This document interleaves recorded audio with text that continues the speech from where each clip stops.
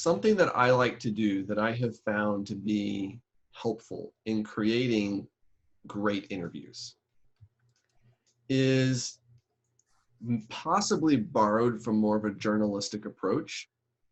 So it's important for whoever you're working with to know that you completely support them and that you're on board, right? You don't want them questioning that. But then I will ask questions from an antagonistic standpoint, like this. Like there's a little bit, I like, if that question was on my list, I start to feel just a little nervous. I'm like, I hope they like, but I think that's good. Do you know what I'm talking about? You just feel a little like you're gonna ask them like, so why is the church still open? Everybody else is closed. This is what like the news person would say, right? If they came and were talking to them, why are your doors open whenever social distancing? Don't you care? This whole right, and you're kind of in your face. You don't have to be quite that way about it.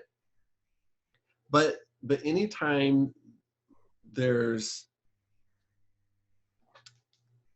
been said that when you squeeze a tube of toothpaste, what's on the inside comes out. When the tea bag's in hot water, that's when what's inside is released, right?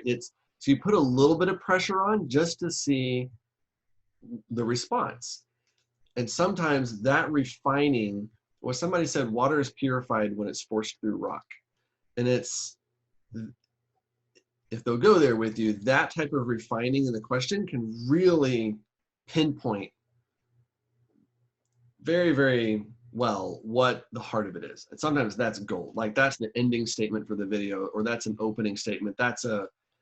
Because they rise up just a little bit and they're just like, because we believe, right? Bam, bam, bam. And you're just, and you don't want it to be like angry. Then you have to read all these other, like, oh, is that going to look okay? Or do they really feel like the heart? Or sometimes it's that, right? And you say, tell me more about that.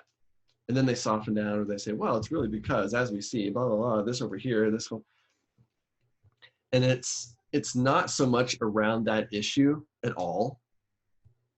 What you really want to hear, in my mind, what they say to that type of question is their heart for the church and their view of how the church is supposed to impact a community.